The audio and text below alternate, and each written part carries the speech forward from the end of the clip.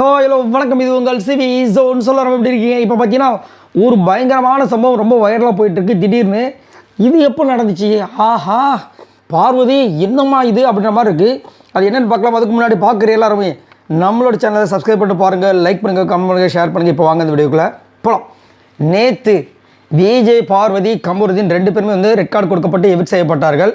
So அவங்க நிற்க வச்சு நம்ம விஜய் சேதுபதி நிறைய விஷயங்கள்லாம் பேசியிருப்பாங்க.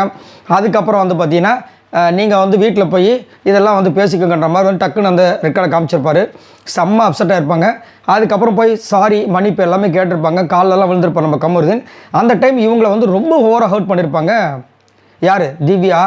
எல்லாருமே திவ்யா அதிகப்படியாக வெளியே போடி அப்படின்னு சொன்னதாக இருந்தாலும் சரி, இவர் பாருங்க யார் நம்ம விக்ரம் ரெண்டு பேரையும் சேர்ந்து வந்துட்டு டோர் ஓப்பன் ஆகிடுச்சு கிளம்புங்க அப்படின்னு சொன்னதெல்லாம் வந்துட்டு பயங்கரமாக இருக்கும்.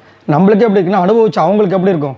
ஸோ இதெல்லாம் முடிஞ்சவொடனே இவங்க வந்து இருந்தாலும் வந்து நம்ம சாண்ட்ரா கிட்ட வந்து மன்னிப்பு கேட்பாங்க. நம்ம விஜய் பார்வதி கேட்டுட்டு வெளியே போவாங்க இல்லையா, அங்கே போய் நின்றுட்டுருப்பாங்க. கமருதீனுக்காக வெயிட் பண்ணாங்களா, இல்லை வர ஹவுஸ்மேட்ஸ்லாம் வருவாங்கன்னு நினச்சாங்களா, இல்லை பிக் பாஸ் ஏதாவது சொல்லுவார்னு நினச்சாங்களான்னு தெரியல. ஏதோ ஒரு காரணத்துக்காக நின்னாங்க. அதுக்கப்புறம் எதுவுமே நடக்கலன்னு போயிட்டாங்க. போனதுக்கப்புறம் பார்த்தீங்கன்னா நீங்கள் அதை லைவில் நோட் பண்ணிக்கலான்னு சொல்லுங்கள், இல்லை மறுபடியும் திரும்ப போயிட்டு அதை போய் பாருங்கள். அப்படி உழுகுது ஏதோ ஒன்று. நான் ஏதோ தூசின்னு நினச்சேன். கடைசியில் பார்த்தா அது ஏதோ கல்லுன்றாங்க. ஃபுல்லாக சோசியல் மீடியா ஃபுல்லாக பரவிட்டுருக்கு. என்ன சொல்கிறீங்க அப்படின்னா விஜய் பார்வதி கோவத்தில் அங்கேருந்து கழிச்சு கழிச்சிட்டாங்கன்ற மாதிரி போடுறாங்க. இது எப்போ நடந்துச்சு அப்படி பார்த்து நம்மளும் போய்ட்டு அந்த வீடியோ போய் செக் பண்ணி பார்த்தா ஏதோ ஒன்று விழுகுது. அது என்ன தூசியாக இருக்கும் தான் நான் நினச்சேன் இவ்வளோ நாளாக. இல்லை பேப்பர் மாதிரி ஏதோ ஒன்று பறந்து வந்திருக்கும். இப்படி அழகாக அப்படி வந்து விழுகுது. என்னவாக இருக்கும்னு பார்த்தா இப்போ வந்து சோசியல் மீடியா ஃபுல்லாக அது வந்து கல், அதை வந்து விஜய் பார்வதி கோவத்தில் போட்டிருக்காங்க அப்படின்ற மாதிரி வந்து ஒரு விஷயம் போயிட்டுருக்கு. ஒரு பக்கம் வந்து இது கல்லை போட்டாங்களா, சூப்பர்ப்பா, அதான் விஜய் பார்வதி அப்படி போட்டுருக்காங்க. ஒரு பக்கம் வந்துட்டு பாருங்க போகும்போது கூட ஏதாவது ஒன்று பண்ணிட்டு போகிறாங்கன்ற மாதிரி போடுறாங்க.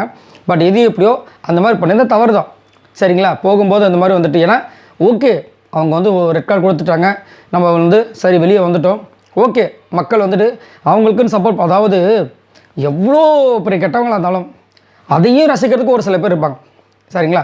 அது வந்து எப்பயுமே இருந்துட்டு தான் இருக்குது. நம்ம மைண்டுக்கு வந்து அவங்க கெட்டவங்களாக தெரிவாங்க. ஆனால் அதையும் வந்து ஒரு சில பேர் வந்துட்டு ஆமாம் இது கரெக்டுன்னு சொல்கிறதுக்கு ஒருத்தங்க வந்து வாதாட வருவாங்க. நம்மளுக்கே ஷாக்காக இருக்குது, இது என்னடா ஒன்றுமே புரியலேன்னு அப்படின்னு இருக்கும்போது இவங்களை வந்து சொல்லிட்டாங்களா, சரி ஓகே அப்படின்னு. திடீர்னு அந்த ஒரு கல் வந்து எனக்கு கொஞ்சம் ஷாக்காக இருக்குது, என்ன அப்படின்ற மாதிரி. சரி நீங்கள் உங்களோட கருத்துக்களை சொல்லுங்கள். அந்த கல் விழுந்த மேட்டர் வந்து என்னவா இருக்கும், கல்லா இல்லை அது வந்து என்னவா இருக்குன்னு நினைக்கிறீங்க? மறக்காம கீழே கமெண்ட்ஸ் பண்ணுங்கள். பாய் நண்பர்களே.